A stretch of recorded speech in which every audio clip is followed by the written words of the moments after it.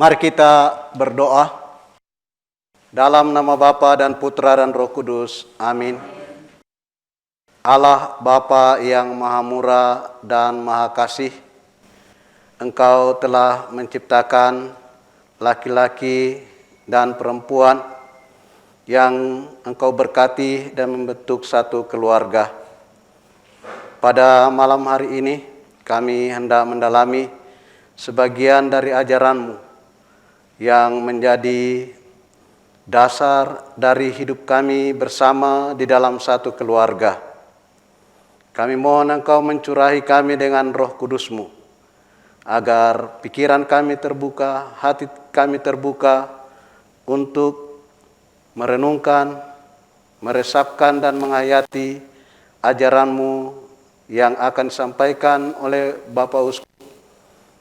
Semoga lewat ajaran ini, hidup kami di tengah-tengah keluarga teristimewa, pesta, perayaan-perayaan yang kami adakan di dalam keluarga sungguh-sungguh merupakan perjamuan kasih yang melambangkan perjamuan surgawi yang Engkau janjikan kepada kami.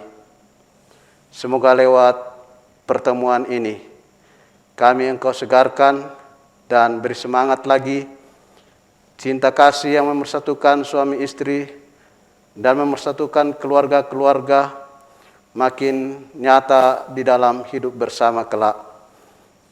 Semoga kami pada malam hari ini dapat merasakan curahan Roh Kudus-Mu, kasih-Mu yang memersatukan kami dalam Kristus Tuhan dan pengantara kami yang hidup dan berkuasa sepanjang segala masa. Saudara-saudara, bapak-bapak, ibu-ibu, keluarga-keluarga, ada keluarga muda, ada keluarga tua, selamat datang. Kita melaksanakan program Komisi Keluarga KWI dalam bulan Desember. Program itu namanya Katekesi Keluarga.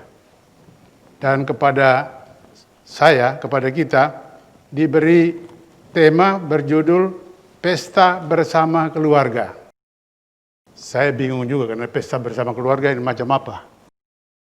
Maka saya tafsirkan begini. Saya mulai dengan tesisnya, satu tesis yang mau kita jelaskan nanti turut dalam contoh-contoh. Tesis ya sedikit akademik ya istilahnya tesis. Maksudnya tema pokok yang akan dikembangkan terus. Tesis saya kemukakan begini. Keluarga bukan hanya kumpulan orang yang kebetulan ada ikatan darah, ada ikatan sosial dan sebagainya. Jadi bukan hanya kumpulan orang. Tetapi keluarga adalah satu organisme yang hidup dan bertumbuh dan harus bertumbuh terus. Karena itu kita bisa katakan kita adalah keluarga. Bapak, ibu, anak adalah keluarga. Bisa katakan demikian, tapi juga harus dikatakan bahwa kita, bapak, ibu, dan anak ini berkeluarga. Bukan ada keluarga berarti statis, tapi berkeluarga artinya kita membangun keluarga. Karena keluarga itu tidak sekali jadi, harus dibangun terus dan dikembangkan terus. Keluarga kita adalah anugerah. Anugerah dari Tuhan. Tuhan memanggil dua orang untuk membentuk keluarga. Lalu di situ lahirlah anak-anak. Dikatakan cinta kasih Allah tercermin dalam keluarga. Dalam cinta kasih suami istri. Karena itu keluarga adalah anugerah. Anugerah Allah yang sekaligus merupakan panggilan. Jadi anugerah artinya ini diberikan, tapi tidak berarti bahwa diberikan lalu sudah selesai. Panggilan artinya diberikan lalu kita harus kembangkan keluarga itu. Harus bertumbuh. Maka tidak statis, tapi harus bertumbuh. Nah, supaya keluarga itu bertumbuh terus, tidak statis, yang diperlukan ialah komunikasi. Komunikasi dalam keluarga. Komunikasi untuk membentuk komunitas. Keluarga menjadi satu komunitas.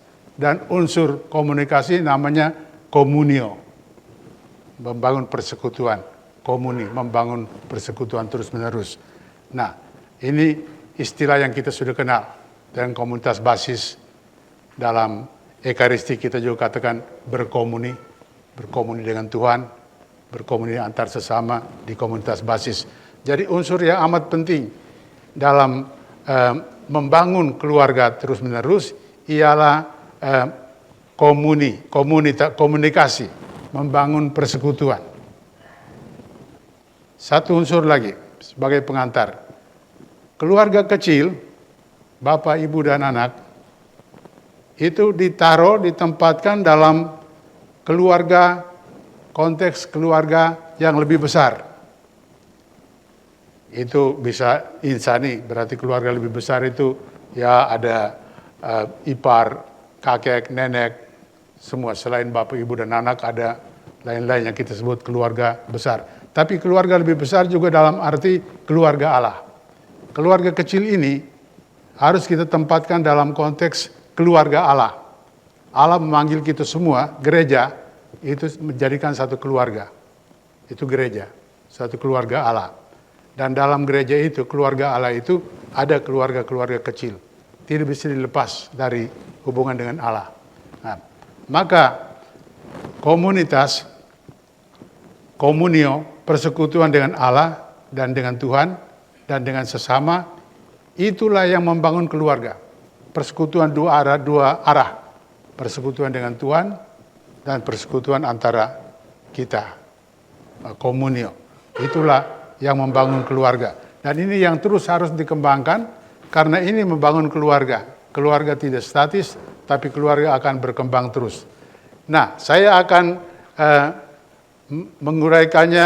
menguraikan tesis itu dengan 3 pokok.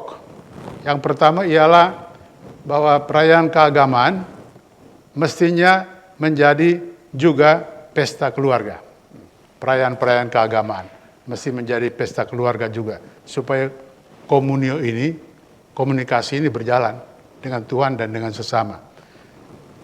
Kedua, ialah bahwa irama hidup kita yang biasa sehari-hari juga mestinya bisa menjadi pesta keluarga.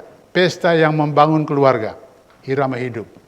Irama hidup itu dalam keluarga itu sepanjang tahun apa yang perlu ditekankan supaya ada komunio, ada persekutuan.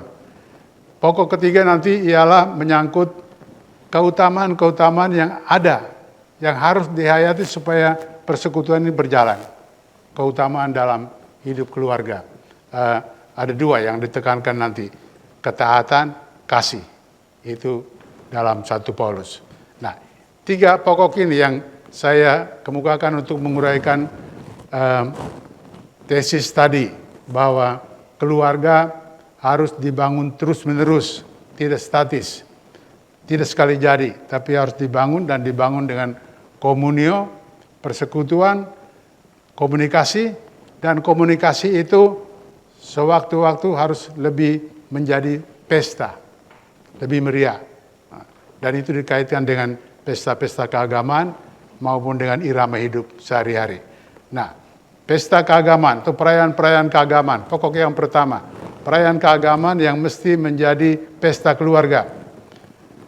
Nah, ini kita persis bicara bulan Desember, jadi pasti pesta keagamaan yang paling penting yang paling meriah dalam bulan Desember itu Natal ya. Natal. Maka ini yang pertama. Bagaimana Natal bisa menjadi pesta keluarga? Perayaan dalam keluarga kecil. Nah, yang kita saksikan dan kita rayakan dengan Natal tiap tahun ialah ya ada kehadiran Tuhan dalam Natal. Pertama itu dalam keluarga kudus sendiri. Natal dirayakan berarti ada kehadiran Tuhan. Kelahiran Tuhan. Dan Natal seringkali dirayakan dengan begitu banyak kemeriahan. karena Tuhan menjadi manusia. Dengan banyak kemeriahan sehingga menjadi kesan tahun-tahun terakhir ini, menurut kesan saya, perayaan-perayaan Natal itu lebih menjadi entertainment, suatu pementasan, hiburan dan sebagainya. Malahan menjadi hiruk pikuk bisnis. Nanti awal bulan Desember lihat di tempat-tempat ramai, di tempat-tempat umum, bandara dan sebagainya, sudah suasana Natal itu. Tapi ini bisnis, bukan perayaan Natal, bisnis saja. Tapi kita seringkali terpukau di situ, sehingga kita mau lihat bagaimana Natal harus dirayakan dalam keluarga. Jadi Natal itu pertama-tama peristiwa keluarga kudus. Keluarga kudus, Bapak Yosef, Bunda Maria, dan Yesus.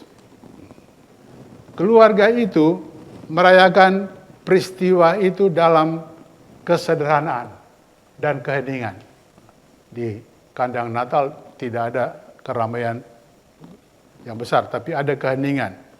Tetapi dalam suasana sukacita yang besar, yang diperkuat oleh nyanyian malaikat dan diperkuat oleh kunjungan para gembala. Ini membawa sukacita.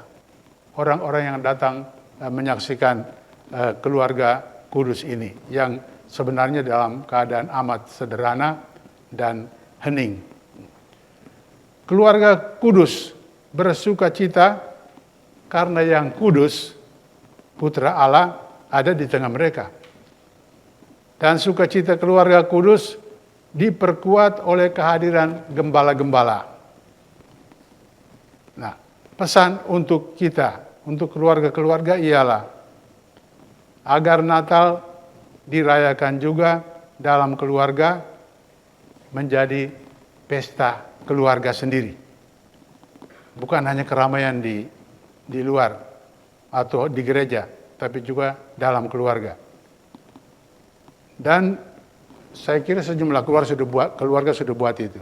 Paling tidak di keluarga-keluarga ada kebiasaan menaruh kandang Natal, menaruh pohon Natal, dan mungkin kado-kado kecil, lalu keluarga melihat kehadiran Yesus.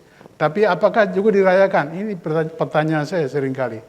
Kalau orang taruh macam-macam hiasan Natal di dalam, apakah Natal dirayakan atau tidak? Saya kira mungkin perlu dibuat lebih hidup, supaya lambang-lambang itu yang kita taruh juga bisa berbicara. Kalau begitu kita harus kumpul dan betul keluarga merayakan Natal itu. Caranya sederhana caranya. Bisa saja dengan lagu-lagu Natal, bernyanyi bersama, lalu cerita Natal, Bapak atau Ibu bercerita tentang cerita Natal, misalnya dari Injil Lukas, bab 2, ayat 1-17, kelahiran Yesus Kristus, entah dibaca atau diceritakan, dan anak-anak mendengarkan. Dan mungkin pada waktu itu kesempatan untuk katekesi keluarga. Karena anak bisa bertanya, ini kita rayakan ini apa yang sebenarnya terjadi, yang kita rayakan. Lalu kita jelaskan mengapa terjadi, mengapa ada kadang, mengapa ada hewan lagi, sampai ada anjing atau unta. Lalu pertanyaan makin banyak, karena Yesus lahir di Bethlehem itu ada unta kah? Kemudian ada pohon terang dengan lampu-lampu, tapi yang lain memasang pohon bukan dengan lampu-lampu tapi dengan kapas. Lalu anak pasti bertanya, tuh kapas itu apa itu? Nah, pasti kita mesti menjelaskan bahwa ini mungkin simbol yang kurang tepat untuk daerah kita. Karena perayaan Natal dengan salju itu di belahan bumi utara. Desember sana musim dingin. Dan karena itu digambarkan ada salju. Tapi di belahan selatan, Australia dan kita ke bawah, itu malah musim panas. Tidak akan ada salju kan. Jadi kalau kita pakai simbol-simbol itu timbul pertanyaan. Dan baiklah, biarlah anak-anak bertanya dan kita jelaskan maknanya. Karena salju itu bisa saja dijelaskan bahwa ya menunjukkan bahwa anak Yesus di kandang Bethlehem itu sejak awal sudah menderita kedinginan. Karena ya tidak ada selimut, tidak ada pemanasan dan sebagainya, maka itu kedinginan. Kedinginan itu simbolnya salju. Nah, bagaimana kemudian anak itu menghayati semangat ini dalam mengikuti Kristus, menghayati semangat Natal. Demikian. Jadi Natal bisa dirayakan demikian. Kemudian bisa ditutup dengan nyanyian-nyanyian dan bagilah kado-kado kecil untuk anak-anak, itu pasti suasana pesta Natal itu dirasakan. Itu yang pertama. Hari keagamaan besar yang bisa dirayakan dalam keluarga supaya betul-betul membangun keluarga. Yang kedua itu Paskah. Hanya Paskah, ya Paskah itu selalu sulit ya. Kalau Natal itu karena semua orang punya bayangan tentang keluarga, anak lahir, semua gampang, oh ini anak lahir itu bergembira buat pesta. Tapi Paskah, kita bicara mengenai Yesus bangkit, tapi bagaimana itu? Nah, mau rayakan bagaimana? Nah, karena itu banyak tidak buat. Tapi sebenarnya bisa. Kita tiap hari Minggu sebenarnya merayakan Paskah, kebangkitan. Karena hari Minggu itu dikatakan hari Tuhan. Mengapa hari Sabat dalam tradisi Yahudi, dalam tradisi Kristen pindah ke Minggu? Karena Minggu itu kebangkitan Tuhan. Dan itu adalah hari Paskah. Karena itu kita rayakan hari Minggu sebagai hari bersama merayakan kebangkitan Tuhan. Tapi Paskah juga bisa dirayakan di keluarga sebagai peringatan dalam keluarga. Yang contoh yang bagus itu dari agama Yahudi. Paskah orang Yahudi itu memperingati keluarga dari Mesir dan disebut Paskah karena pada malam ketika mereka harus meninggalkan Mesir, malam itu mereka makan makanan tergesa-gesa, roti tanpa ragi, kemudian lauknya juga anak domba itu tidak dimasak, dibakar saja. Dibakar, mereka makan berdiri. Tapi sebelumnya darah anak domba dioleskan di atas ambang pintu. Dan waktu malam itu Tuhan lewat dikatakan. Tuhan lewat itu disebut Paskah. Dia lihat ada ambang, di ambang pintu ada darah, berarti ini keluarga Yahudi. Dia lewat terus selamat. Tapi kalau tidak ada ambang, tidak ada darah, berarti dia ini keluarga Mesir. Kena kutuk, tulah. Anak-anak sulung meninggal. Itu ceritanya. Sehingga mereka rayakan Paskah itu betul-betul sebagai peristiwa ketika keluarga mengalami Tuhan yang lewat. Karena itu tiap Paskah juga sampai sekarang keluarga-keluarga Yahudi merayakannya. Dan caranya biasanya mereka duduk di meja, satu meja perjamuan, bayangan seperti Yesus dengan murid-muridnya buat perjamuan, sama itu. Jadi keluarga-keluarga buat perjamuan. Meja perjamuan, ada hidangan roti yang awal, roti sederhana, tidak beragi, ada anggur, satu jenis anggur. Lalu sebelum makanan ini disantap sebagai simbol mereka dalam suasana keluar mengungsi, bapak keluarga akan mempersilakan anak untuk bertanya. Dan biasanya anak bungsu bertanya, Bapak ini kita rayakan apa? Nah, lalu Bapak mulai cerita, dulu kita jadi perbudakan di Mesir. Nenek moyang kita diperbudak di Mesir. Lalu Tuhan mengantar kita keluar dengan membunuh anak-anak sulung Mesir, kita dibebaskan karena darah anak domba yang tertanda di situ.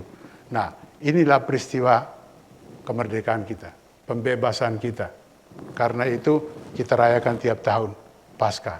Dan anak mendapat katekese dari situ. Katekese tentang Paskah.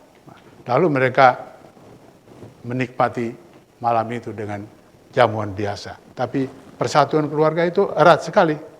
Di situ anak bertanya, orang tua menjelaskan, sehingga misteri Paskah itu betul menjadi katekese keluarga. Dan sekaligus pesta karena dirayakan juga.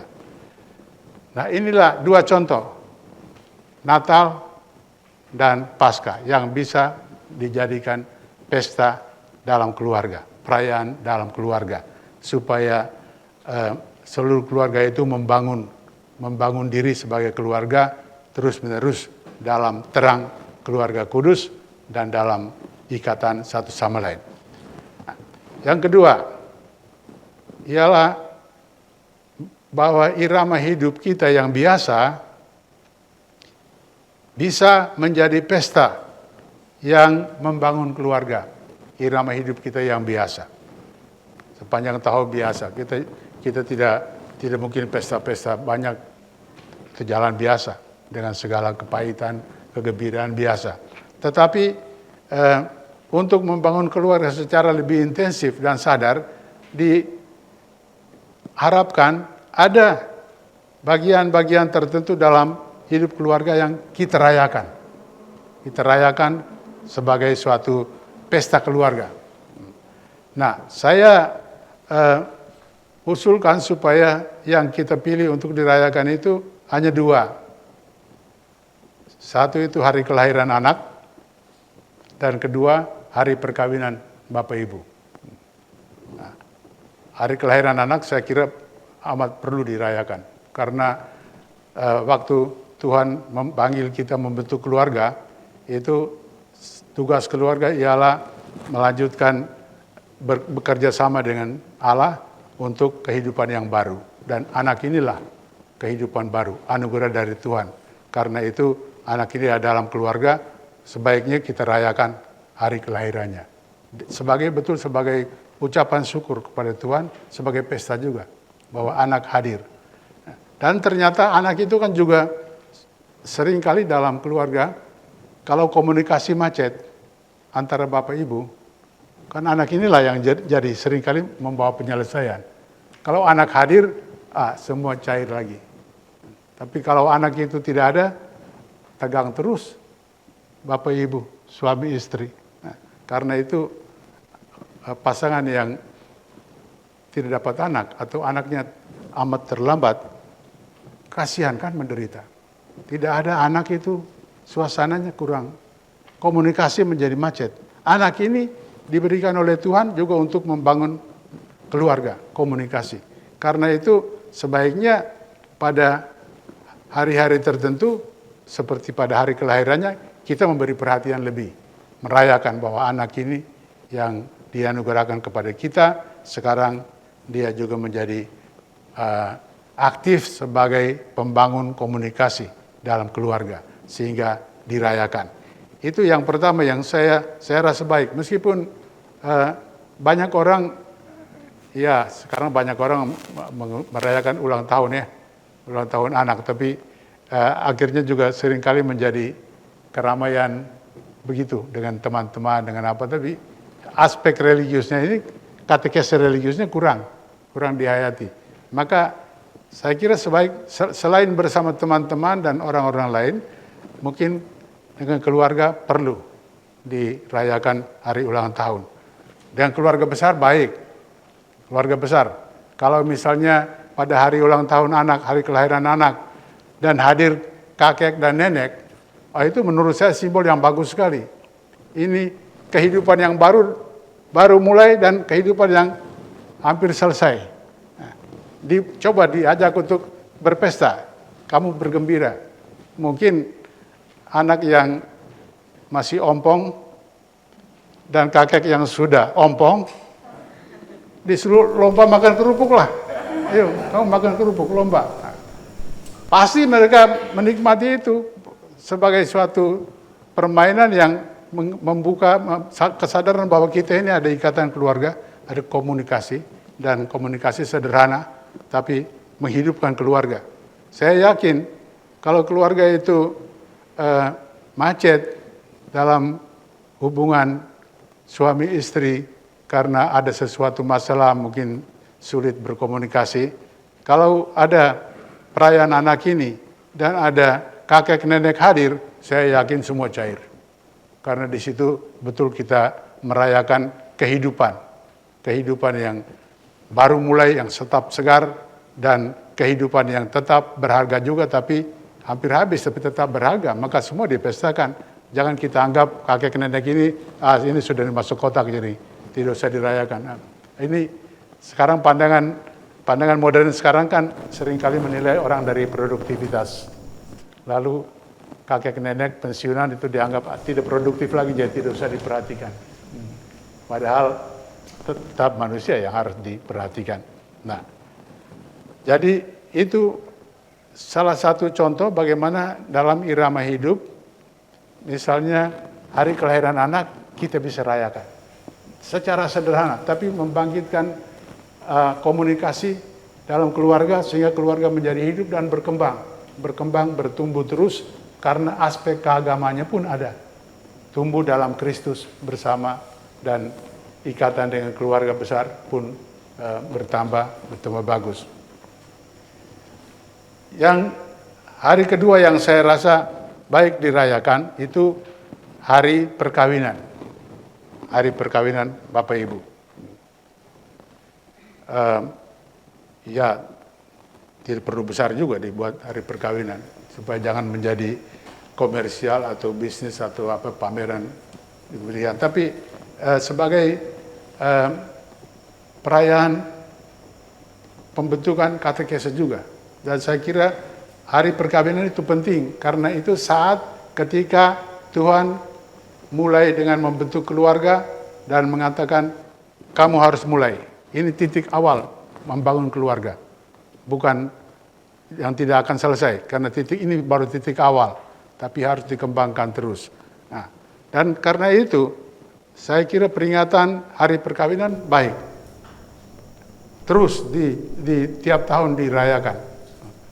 Karena seringkali keluarga-keluarga setelah berapa tahun semangat awal yang hangat itu luntur kalau tidak ada perayaan.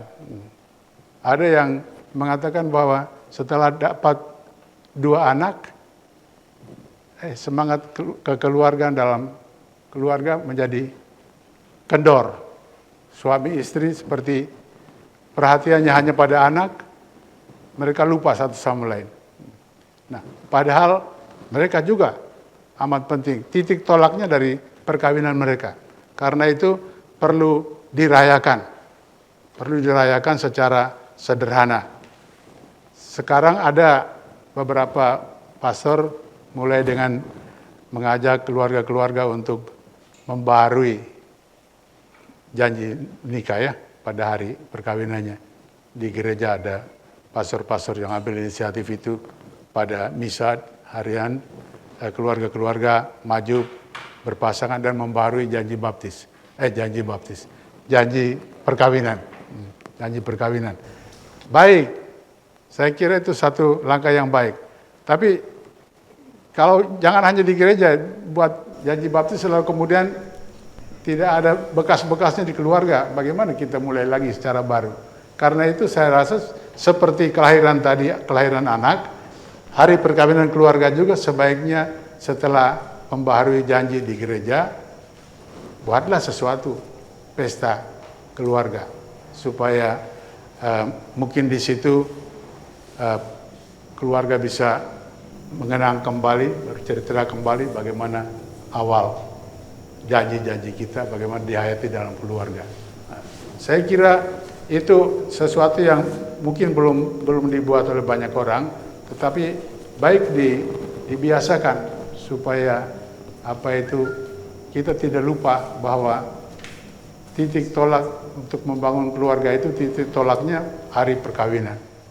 Dan untuk itu diingat terus bahwa kita waktu mulai titik tolak itu dengan harapan bahwa akan bertumbuh.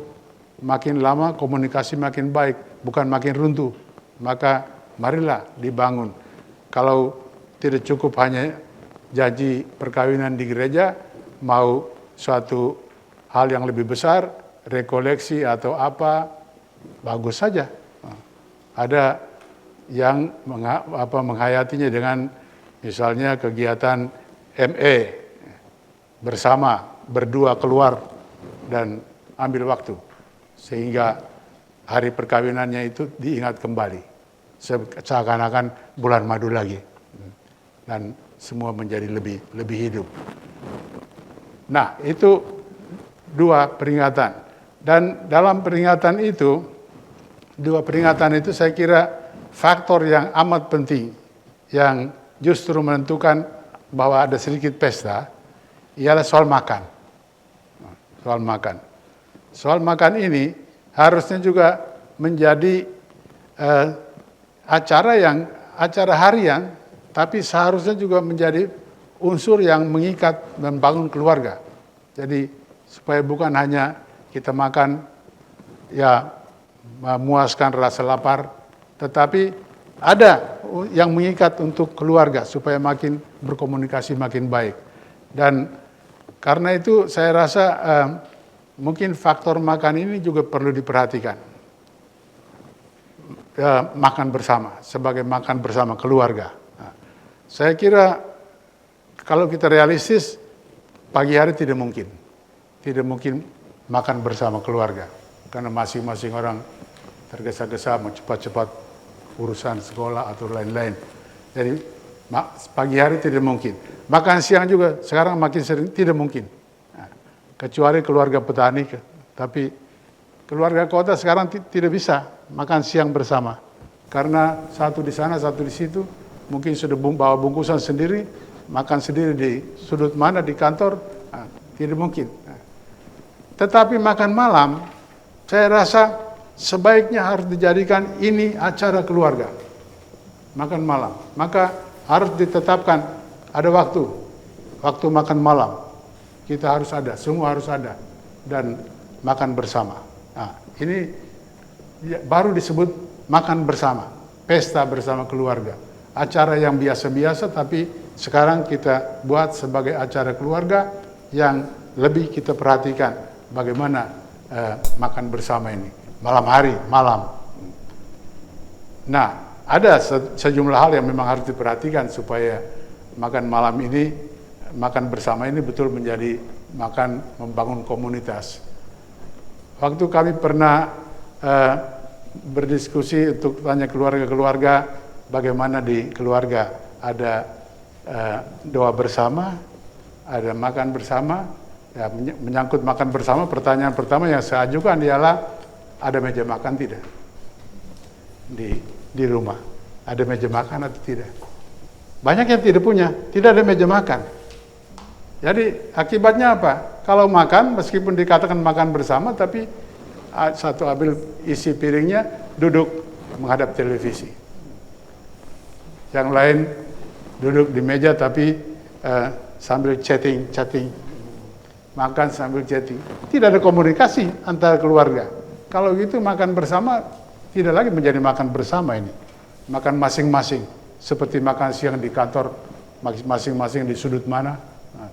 Nah, yang mau ditekankan di sini bahwa makan bersama betul bisa menjadi makan bersama yang membangun keluarga kalau betul juga dijalankan sebagai komunitas.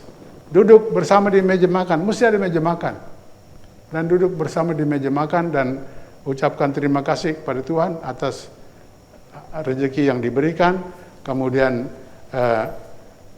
makan, mungkin sambil ngobrol, sambil mendengarkan cerita anak mengenai kegembiraannya, kepahitannya di sekolah, pengalamannya, sambil mendengarkan cerita bapak, cerita ibu, sehingga betul-betul ada komunikasi.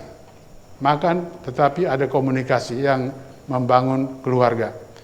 Saya lihat di dalam Mazmur, buku-buku Mazmur, ada satu contoh Mazmur yang bagus, yang memuji si pemazmur, memuji keluarga yang kumpul makan bersama, bersyukur karena rezeki yang tersedia, hasil karya mereka dan anugerah Tuhan. Lalu mulai bersyukur juga memuji anak-anak, istri dan sebagainya. Saya baca ini Mazmur 128 ya, nanti bisa baca di kitab suci. Saya sengaja tidak bawa kitab suci karena terlalu tebal. Tapi saya kutip di sini, Mazmur 128.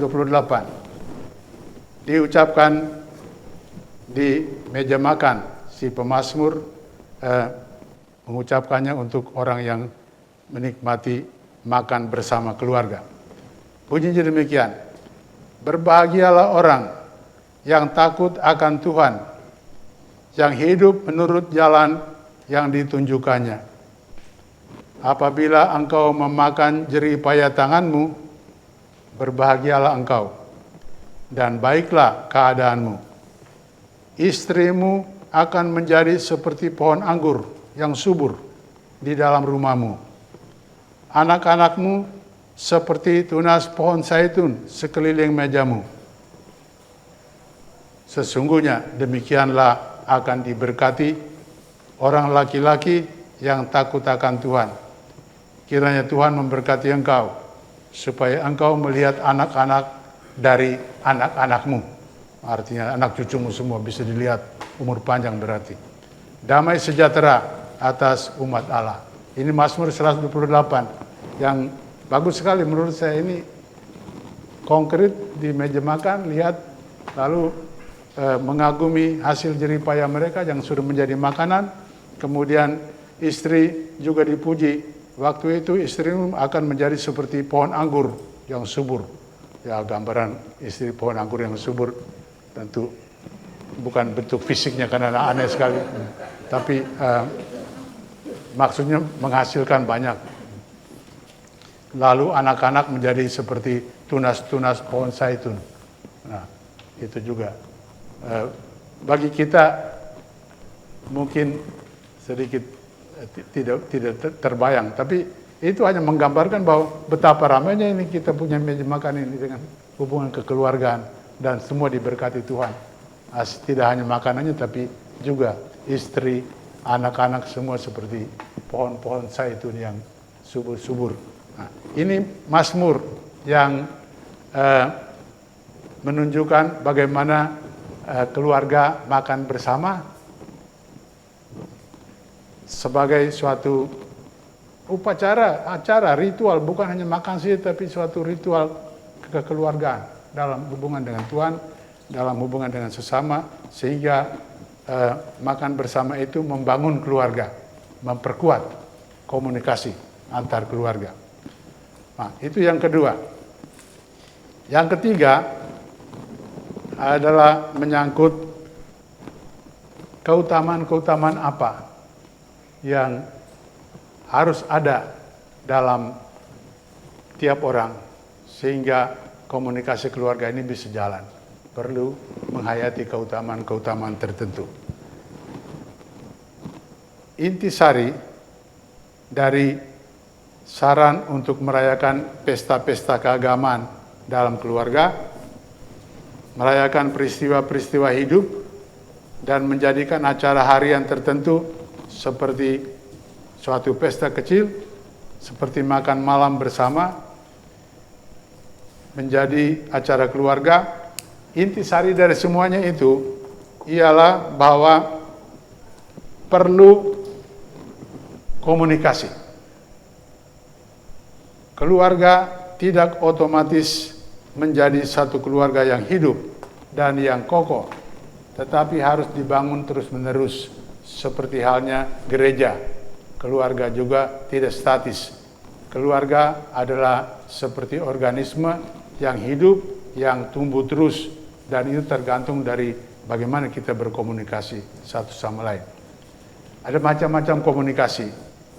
Komunikasi verbal dengan berbicara, tetapi komunikasi verbal saja seringkali tidak cukup, malah sering menyesatkan.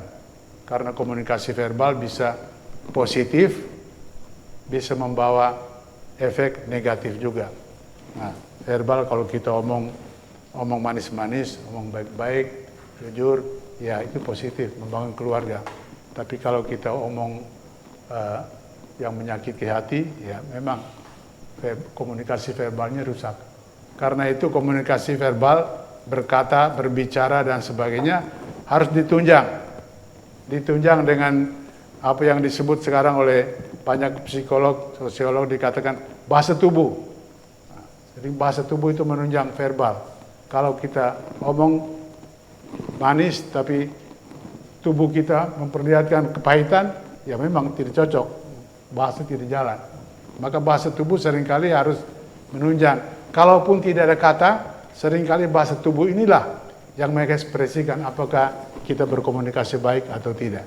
Nah, dan untuk itu, supaya bahasa verbal itu dengan bahasa tubuh itu mempunyai efek yang positif, diperlukan keutamaan-keutamaan. Keutamaan, kebajikan dalam hidup kita. Dan dalam Injil, saya kutip dari surat Paulus, disebut dua, yaitu kasih dan kerendahan hati. Kasih dan kerendahan hati. Itu dua hal itu keutamaan yang harus ada supaya komunikasi kita bisa jalan. Entah komunikasi dengan kata atau komunikasi dengan bahasa tubuh. Harus jalan. Kalau ada dua keutamaan itu akan baik. Tapi kalau tidak ada dua keutamaan itu, bahasanya bisa menyesatkan. Nah, saya kutip dari surat Rasul Paulus kepada jemaat di Efesus. Bab 5 ayat 22 sampai bab 6 ayat 4. Nanti di rumah kalian baca sendiri. Karena teks ini hampir selalu dipakai dalam perkawinan dan keluarga. Karena menunjukkan simbol keutamaan-keutamaan yang pas untuk membangun keluarga. Efesus 5, 22 sampai 6, 4. Paulus menyebut beberapa keutamaan yang amat penting untuk membangun keluarga, yaitu kasih, ketaatan, dan hormat. Rinciannya begini. Hai istri, kepada istri. Hai istri, tunduklah kepada suamimu seperti kepada Tuhan. Sebagaimana jemaat tunduk kepada Kristus. Demikian jugalah istri kepada suami dalam segala hal. Lalu kepada suami, hai suami, kasihilah istrimu sebagaimana Kristus telah mengasihi jemaat dan telah menyerahkan dirinya baginya. Suami harus mengasihi istrinya sama seperti tubuhnya sendiri. Siapa yang mengasihi istrinya, mengasihi dirinya sendiri. Rahasia ini besar, kata Paulus ya, rahasia ini besar. Tetapi yang aku maksudkan ialah hubungan Kristus dan jemaat. Bagaimanapun, bagi kamu masing-masing berlaku ini. Kasihilah istrimu seperti dirimu sendiri, dan istri hendaknya menghormati suaminya. Lalu anak-anak, hai anak-anak, taatilah orang tuamu, hormatilah ayahmu dan ibumu, dan kamu, bapak-bapak, janganlah bangkitkan amarah di dalam hati anak-anakmu, tetapi didiklah mereka di dalam ajaran dan nasihat Injil. Nah, keutamaan mana yang ditekankan? Dari pihak istri terhadap suami ada dua keutamaan, yaitu ketaatan atau dikatakan tunduk pada suami, dan hormat. Demikian juga anak terhadap orang tuanya harus taat dan hormat. Sedangkan dari pihak suami disebut hanya satu, yaitu kasih dan kewajiban terhadap anak untuk mendidik anak. Mengenai sikap istri terhadap suami yang dikatakan harus tunduk dan hormat, mungkin timbul protes dalam hati istri-istri, ibu-ibu yang ada di sini. Timbul protes, masa kita harus tunduk terus? Nah, bukankah timbul protes karena bukankah sikap yang demikian itu sikap feodal yang sudah ketinggalan zaman, bahwa istri harus tunduk saja? Sekarang ini ada kesetaraan gender, maka mestinya suami juga harus tunduk pada istri. Nah, ini dibaca sepintas selalu demikian artinya. Dan dalam konteks dulu, zaman Paulus memang ada feodalisme kuat. Karena itu ini gampang diartikan feodalisme. Tetapi kalau kita baca keseluruhan Efesus ini, kita luruskan maksud Rasul Paulus. yang lebih mendalam. Paulus dalam konteks ini berbicara mengenai kasih Kristus. Kasih Kristus kepada jemaat, kepada gerejanya. Perkawinan dan keluarga Katolik menampakkan kasih Kristus terhadap gerejanya untuk menyelamatkan gereja itu, umat Allah itu. Rahasia ini besar, kata Paulus, yaitu bahwa Kristus mengasihi jemaat dan menyerahkan diri sampai habis, sampai korban nyawa. Itu bukti kasih Kristus. Dan jemaat, gereja menanggapi kasih Kristus itu dengan tunduk. Tunduk, taat, mewujudkan kasih Kristus itu dalam komunikasi dan dengan sesama dan keluarga. Tunduk kepada Kristus dari pihak suami maupun dari pihak istri. Dua-duanya harus tunduk pada Kristus. Dan tunduk pada Kristus itu ungkapannya adalah pertama-tama mendengarkan. Jadi tunduk di sini berarti mendengarkan. Kalau dalam konteks bicara mau dikatakan bahwa istri pertama-tama kalau suami mau berbicara, dengarkan dulu. Jangan langsung membantah. Dengarkan dulu. Demikian juga suami. Seperti sikap kita terhadap Kristus, dengarkan dulu. Baru kita omong. Jangan dua-duanya omong sekaligus.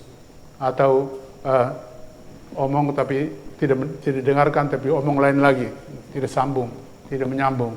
Kalau begitu, tidak tunduk namanya. Karena tunduk berarti mendengarkan. Ini sama seperti dalam ibadat kita atau perlakuan kita pada kitab suci. Ada beda antara Katolik dan Protestan. Kalau gereja Protestan waktu ibadat bawa kitab suci kan bawa Alkitab. Dan waktu pendeta membaca, mereka juga membaca. Ada kalanya pendeta malah persilakan, mari kita baca sama-sama. Nah, baca sama-sama. Katolik tidak. Karena itu kita juga tidak mengatakan harus bawa Alkitab ke gereja. Mada bakti cukuplah untuk nyanyi bersama. Nah, karena apa? Karena nanti sabda Tuhan diwartakan, sikapmu yang pertama itu mendengarkan. Pertama mendengarkan. Kalau dibaca dari mimbar, kita pertama-tama harus mendengarkan. Bukan baca sendiri, tapi mendengarkan. Itu sikap dasar terhadap Tuhan, kita pertama mendengarkan. Karena itu juga dalam nasihat Paulus tentang komunikasi dalam keluarga, dikatakan pertama dengarkan. Dengan istilah tunduk, tapi maksudnya dengarkan. Dengarkan dulu. Nah ini seringkali kita alami, keluarga-keluarga menjadi kacau karena itu kan. Karena satu tidak mendengarkan lagi, sama-sama bicara. Satu bicara ke sana, satu bicara ke sana. Teriak ke sana, teriak yang lain teriak ke situ. Siapa yang mendengarkan? Sambungnya salah. Jadi maka sikap dasar ini dikatakan Paulus amat penting. Kita mendengarkan dulu baru berbicara sehingga menyambung seperti hubungan kita dengan Kristus. Kita mendengarkan Kristus bicara lalu baru kita berbicara. Maka hukum cinta kasih berlaku di situ. Mendengarkan itu dalam pembicaraan kita bersama itu berlaku hukum cinta kasih. Hukum cinta kasih kan bunyinya begini. Hendaklah engkau mengasihi Tuhan Allahmu dengan segenap hati, dengan segenap tenaga, dengan segenap jiwamu. Lalu kasihilah sesamamu seperti dirimu sendiri.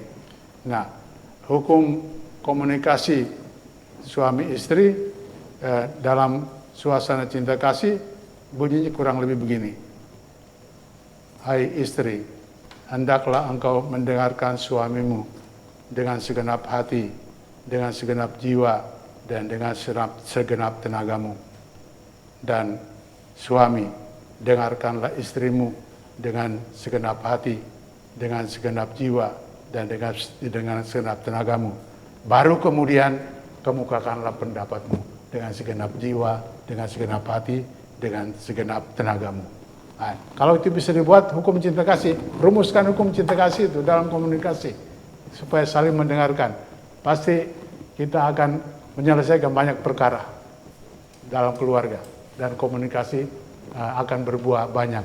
Tapi kalau tidak mendengarkan, masing-masing merasa harus menang, itu repot, itu hancur itu, sampai piring gelas pun bisa hancur karena apa itu tidak saling mendengarkan.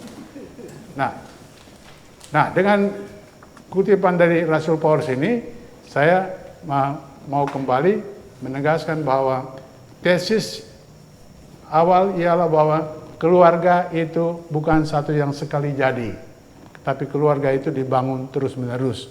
Dan untuk membangun keluarga perlu komunikasi. Dan supaya komunikasi itu tidak mendatar saja, kadang-kadang perlu pesta, perayaan komunikasi itu.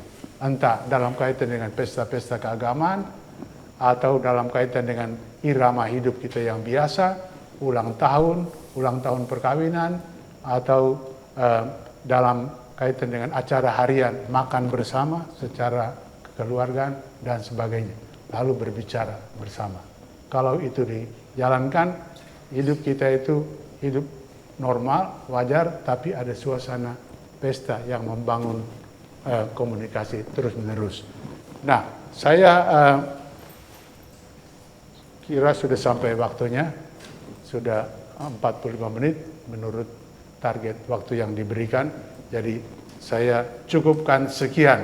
Kalau ada yang mau komentar, misalnya yang tadi dalam keluarga saja, bagaimana perasaanmu kalau dikatakan tunduk, istri harus tunduk? Apakah di dalam kenyataan memang begitu, suami-suami mengharapkan istri tunduk dan suami memerintah, ataukah sudah ada perkembangan? Atau perkembangan sebaliknya? Perkembangan sebaliknya itu sekarang dikatakan gender, sama-sama, sama rata, maka tidak boleh ada beda. Maka kalau cuci piring, semua cuci piring, semua bersihkan lantai. Nah, itu juga terbalik ya. Jadi ada macam itu. Bagaimana pengalaman keluarga? Ada yang mau sharing? Silakan. 1-2 orang.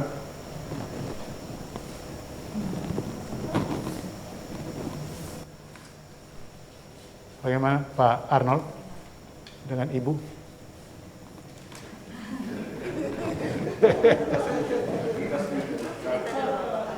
Atau tidak pernah berbicara satu sama lain?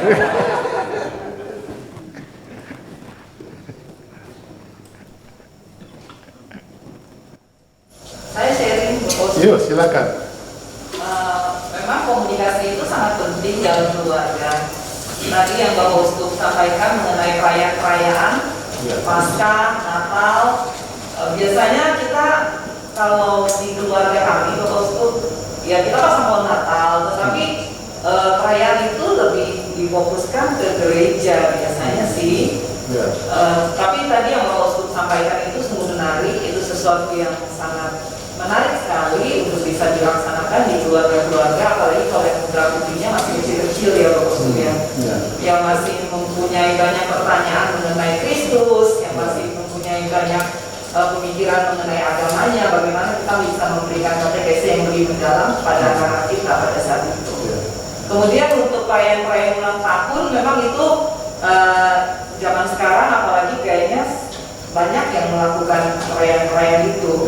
Dan itu betul yang Bapak Uskup bilang bahwa di dalam perayaan-perayaan itu kita jadinya bisa mengingat hari ulang tahun orang-orang yang kita kasihi, bahkan di tengah-tengah perayaan itu kita bisa semakin akrab.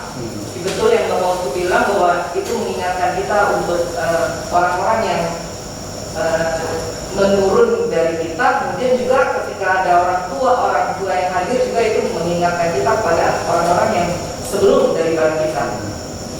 Dan di tengah-tengah kejadian itu kita bisa melihat karya kebaikan Allah di tengah-tengah keluarga. Dan makan bersama, untuk makan bersama itu yang sekarang memang di tengah teknologi ada hal yang sangat kita hadapi bersama, terutama untuk anak-anak, karena gadget itu nggak bisa hilang dari mereka. Itu yang seringkali kalau ketika makan bersama yang paling membuat hilang fokus itu justru gadget. Itu memang satu hal yang harus orang tua lebih perhatikan. Itu yang kami alami. Ada lagi? Share, silakan. Kalau dari kami, Bapak Uskup, pengalaman mungkin dalam keluarga yang Bapak Uskup sampaikan tentang perayaan-perayaan tadi. Ya.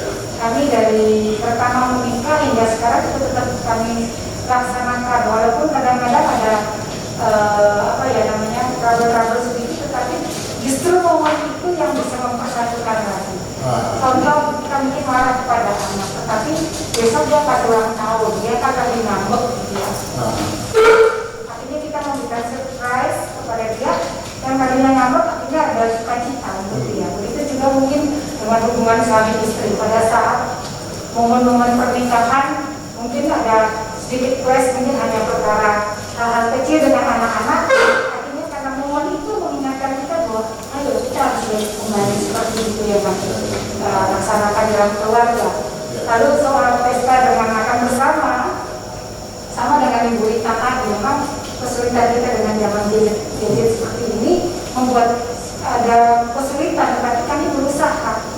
Kadang-kadang dia tengah malam kita berpesta sendiri berempat, makan walaupun cuma makanan sederhana yang dibangunkan anak-anak kita makan gitu ya. Mungkin suami dengan rasa mungkin bersalah, atau kami juga rasa bersalah membawa makanan dari luar, kita berusaha makan walaupun cuma makanan bungkus, contoh kita makan bersama, ayo sama-sama kumpul, dan di situ kita mengajarkan anak-anak bagaimana mengucapkan rasa syukur. Jadi itu bisa jadi maunya apa kakak, silakan, lalu kita berdoa bersama dan kita berdoa bersama supaya mereka membiasakan diri bahwa ini loh, kami ada sebagai orang tua dan diperhatikan seperti itu yang kami lakukan. Bagus. Ada lagi, masih ada 2 menit. Ibu, silakan. Saya mau sharing. Memang tidak semudah ya Bapak untuk membangun suatu bangsa rumah tangga. Banyak kita punya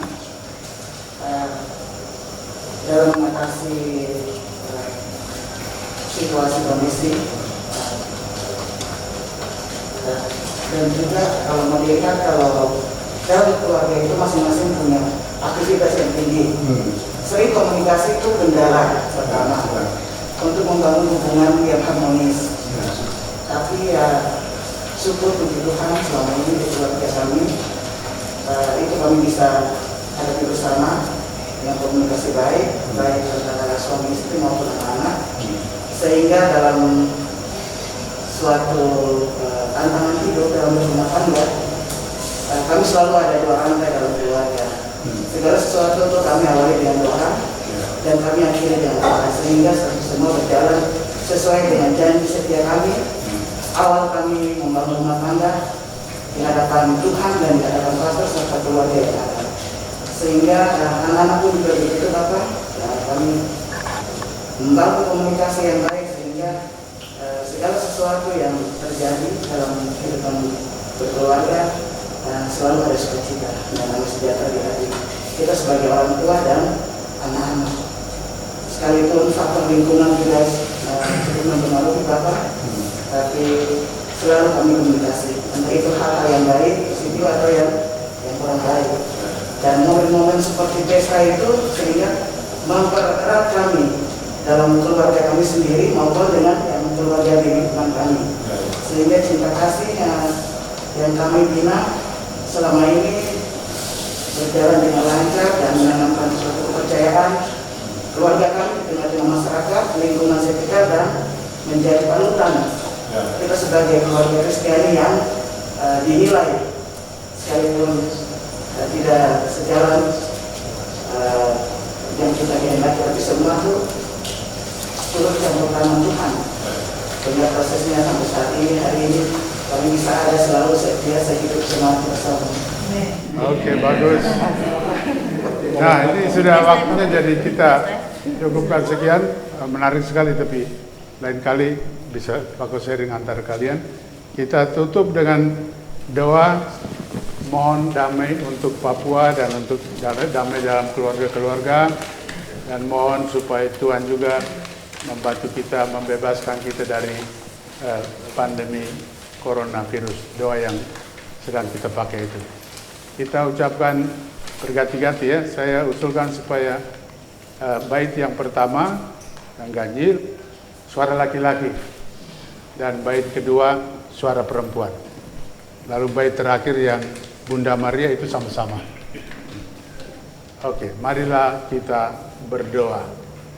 Tuhan Yesus Kristus, damai sejahtera kami, Engkau sudah mendamaikan kami dengan Bapa surgawi dan menumbuhkan tembok-tembok pemisah antara kami, agar kami hidup dalam persekutuan yang damai dan menjadi saudara satu sama lain di dalam kasih-Mu. Kami yang berdiam di tanah Papua ini sudah menerima Injil-Mu yang mau mempersatukan kami semua dalam hidup yang rukun dan damai. Bantulah kami menjauhkan konflik dan perselisihan, persaingan kuasa dan kecongkakan hati, agar kami dapat menjadi pembawa damai. Engkau mengajak kami untuk belajar padamu, karena Engkau lembut dan rendah hati. Maka kami datang kepadamu dan menimba dari hati-Mu kelembutan dan kerendahan. Ubahlah hati batu yang keras menjadi hati dari daging yang lembut, yang bisa tergerak dan terharu oleh sesama yang lemah. Ajarilah kami untuk menerima yang lain sebagai saudara, dan janganlah perbedaan suku, agama, atau politik memecah belah persaudaraan kami. Perbaharuilah hati semua pelayan masyarakat, agar mereka melayani dengan hati siapa saja yang Kau percayakan kepada mereka. Secara khusus kami mohon kuasa-Mu, Tuhan Yesus Kristus Raja Damai. Bebaskanlah kami dari bencana pandemi virus corona yang mengancam seluruh umat manusia. Bantulah kami para tenaga medis, pemerintah dan seluruh masyarakat agar bersatu dan bekerja sama guna mengatasi bencana ini, supaya kami dapat merasakan damai yang menyeluruh. Bunda Maria yang lembut dan rendah hati, jadilah Bunda yang memperhatikan penderitaan kami. Bantulah kami menerima Yesus dan mewartakan bahwa Dia adalah damai sejahtera kami. Demi Dia kami mau bersaudara dengan semua orang dan saling membantu mengatasi segala bencana demi damai sejahtera yang dijanjikannya. Bapa kami yang ada di surga, dimuliakanlah nama-Mu, datanglah kerajaan-Mu, jadilah kehendak-Mu di atas bumi seperti di dalam surga. Berilah kami rezeki pada hari ini, dan ampunilah kesalahan kami, seperti kami pun mengampuni yang bersalah kepada kami. Dan janganlah masukkan kami ke dalam pencobaan, tetapi bebaskanlah kami dari yang jahat. Amin. Salam Maria, penuh rahmat, Tuhan serta-Mu. Terpujilah Engkau di antara wanita, dan terpujilah buah tubuh-Mu Yesus. Santa Maria, Bunda Allah, doakanlah kami yang berdosa ini, sekarang dan waktu kami mati. Amin. Kemuliaan kepada Bapa dan Putra dan Roh Kudus, seperti pada permulaan, sekarang, selalu, dan sepanjang segala abad. Amin. Tuhan bersama-Mu Dan bersama roh-Mu, semoga berkat Allah yang Maha Kuasa, Bapa, Putra, dan Roh Kudus turun dan menetap dalam keluarga-keluarga saudara-saudara di dalam hati masing-masing orang, agar dengan kehadiran Allah itu seluruh keluarga dan seluruh masyarakat berjalan penuh dengan berkat Tuhan. Dalam nama Bapa dan Putra dan Roh Kudus. Amin. Terima kasih.